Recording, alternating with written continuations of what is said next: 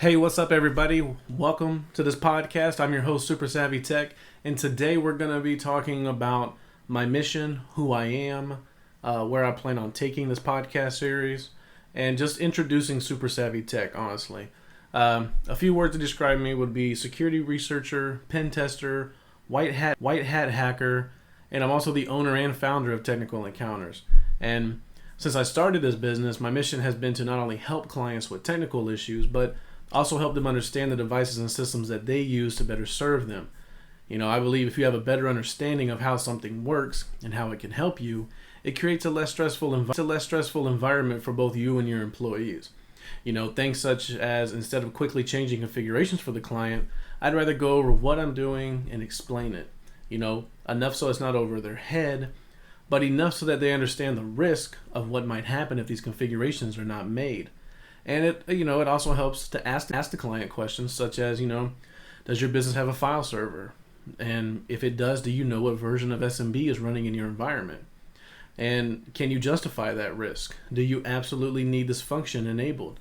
Because you see, cybersecurity is a business decision, and until the client sees the total picture of the total risk, will they decide? Not every company needs to spend thousands of dollars on equipment to mitigate a risk on a $500 network. You have these salesmen who come in, try to justify these things, and it's bad for business.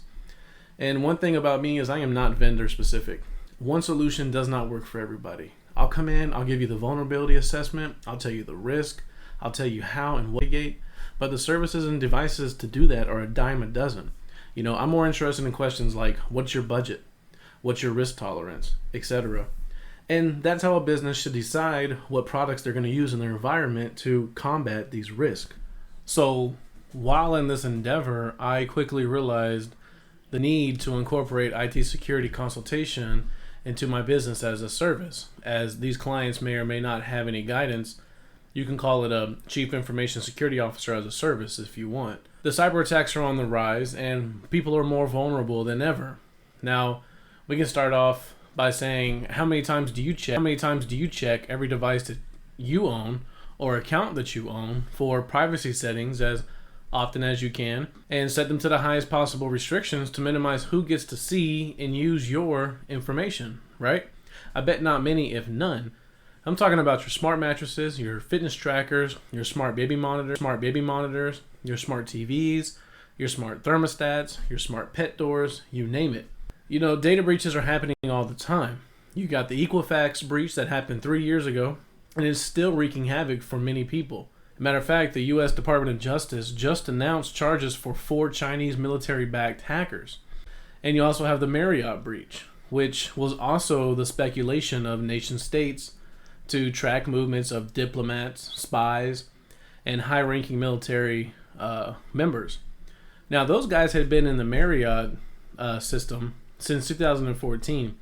The breach was released in 2018. So if that gives you a time frame of when these breaches happen versus when you find out about them, it kind of brings it together and gives you a big picture of how long these credentials may or may not be being used. And I believe this came soon after they acquired Starwood, their sister chain. You also have Twitter and Facebook breaches, right? Now, Facebook brings up a good point. A few years ago, Microsoft did a study, and the average user has about 7 passwords, each of which is shared across 4 or so different sites, right? So each user has about 25 accounts that require passwords, and then that user is going to type in average passwords a day. Now, let's face it, our brains are cluttered with passwords and PIN numbers that span all levels of our daily lives from work to home, right? And most of us can't even remember our family cell phone numbers to save our lives. And why would anyone expect to? We can just say, Google, call wife, or hey Siri, call home. Now we can expect the Facebook users are no different. And likely that password is being used in another account that user might have. And credentials are being stolen at an increasing rate. Information is being sold all over the dark net. And the risk of being attacked is a waiting game for most, and by most is a very general term. There are 3 types of people in this world, I believe. Those who have been hacked, those who will be hacked, and those who are being hacked right now. Attacks are happening every hour of every day. You've got your state-sponsored attacks who are stealing trade secrets, top secret information. You've got your cyber criminals who are stealing credit card information, passwords, PII. Now, a majority of small to medium-sized businesses do not allocate in their budget for a full-time sysadmin. And why should they? Most of the times when you approach them, they always say, we already got an IT guy. And, that's most likely one person that wears many hats. And that might work for you, but when your IT guy is a sysadmin, the net admin, the database admin, and your receptionist, things can get overlooked. And I understand as a business owner, it's already a hassle trying to keep your head above the water as you juggle employees, your finances, and still try to turn a profit in between all of that. But a majority of business owners also lack sufficient knowledge to set up and maintain IT security best practices and procedures. Now you might sit back and say, hey, that's not fair, but it is. The way we do business has changed. No longer are the majority of people writing checks. We have credit card transactions. No longer are we storing confidential information in a filing cabinet on a hard piece of paper. We have digital records. Even paper applications are now being scanned into some form of digital media these days. And as we put more of our information onto the internet, along with the trust and value in our online accounts, we also increase the value for cyber criminals to target them. Now, sometimes a small business is engaged hype from a larger corporation. And the news headlines about data breaches are sometimes the result of a smaller business. Now, I'm not trying to bash on smaller businesses, but most likely they're lacking sufficient resources and may have weak IT security in place, much less so than the Fortune 500 companies, mind you. And small businesses that get attacked by cyber criminals is rarely newsworthy. You see, attackers are requiring less and less technical expertise, which is leading to an increasing number of people capable of carrying out these attacks. And cybercrime is relatively opportunistic. The less time it takes to breach a system, the bigger the reward. In other words, attackers are looking for a maximum return from minimum effort. And as these large enterprises increase their security posture, attackers are now shifting their focus on small businesses, who most likely employ low or no security at all, which makes for an easy compromise. And most business owners would rather not know about a problem than be aware of it and not know how to fix it. But to fix it, it's going to take gathering your C-level executives and creating a call to action, which is often the hardest part, because when the decision-making time comes, the attitude of, I've operated this way for a while and I'm not dead yet, comes with it. And so for some people, change becomes scary and change becomes hard. But until you have an executive decision on who is going to own the risk and be responsible for the risk, nothing is going to happen. If you're going to accept the risk, that decision has to come from the top. And as more devices are being plugged into the internet, it's only going to get worse. Businesses must take the time to implement a mature security posture within their organization, or they're going to fail at some point or be a victim. Now, I hope you understand a little bit more of who I am and what my mission is. And so with that being said, over the next several weeks, I'll be covering several topics. So the first topic we're going to go over in episode 2 are going to be threat actors. These are going to be your nation states, the guys who are after your critical national infrastructure, your classified, secret, top secret information. They're after your high target political figures. We're also going to go over organized crime. Cyber attacks are big business, and they're every bit sophisticated as a Fortune 500 company. We'll go over what, how, and why they might or may not be a threat actor to you. Hacktivists. So unlike organized crime, these guys do it for a cause. They see themselves as fighting injustice or whatever they deem necessary at the moment. We'll cover insider threats. These are people that are already inside your business. These are people after your new software or business processes to sell it to the competition or cause damage. You have your opportunistic. We'll call these guys script kiddies, if you will. They're mostly using old tricks, such as vulnerabilities and outdated software. And they do it for notoriety or fame. And you have your internal user error, whether intentional or unintentional. This can cause a great amount of downtime or disruption or unwanted disclosure of information. And this usually is caused by unnecessary privileges in your environment. In episode 3, we're going to cover threat intelligence. We're going to cover the strategic. This is going to give you the who, what, and why.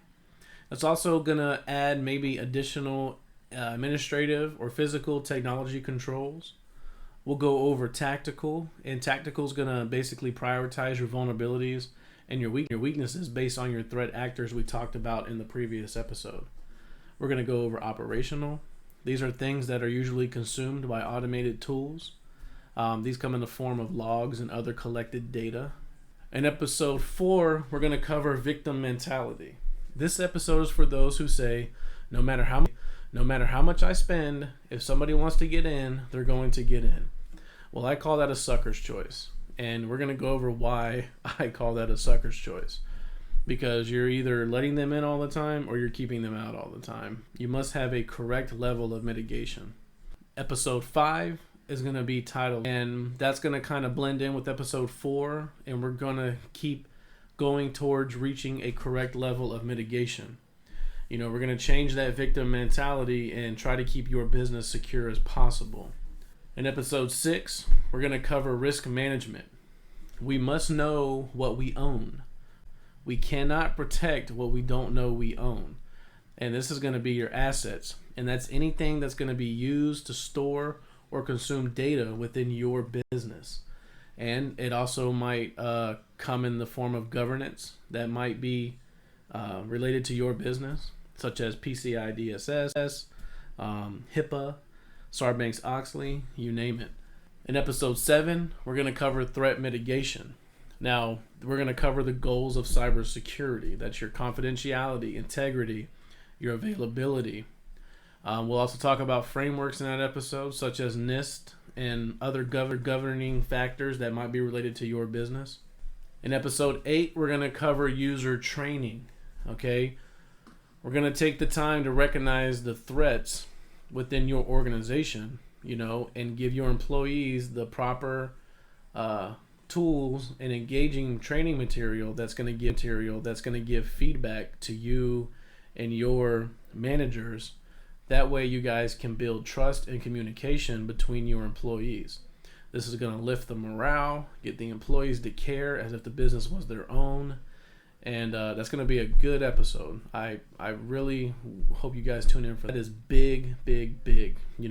If your employees don't respect you and they don't treat the business as their own, if there is an active threat, they may or may not even give a crap. So you want to make sure they're treating your business as their own, and they're telling the IT managers and the chief information officers about threats that may be imposing your network. Episode 9, we're going to be covering maintenance and patching. Infected computers can spread to the entire network. We saw this with the NotPetya and the WannaCry ransomware. Those are bad things that can to a business. Unfortunately, a lot of that can be mitigated, but people are lazy. So, employees plug devices into the network to get the job done, and voila. You multiply that across all of Shadow IT, and you've got a growing attack surface to manage. So we're going to cover maintenance and patching in episode 9. In assessments, this is the how do we do what we do, who is doing it, how do we keep track of what they're doing, and how can we verify that what we thought was being done is actually being done. This is going to come in the form of roundtable discussions, quarterly audits,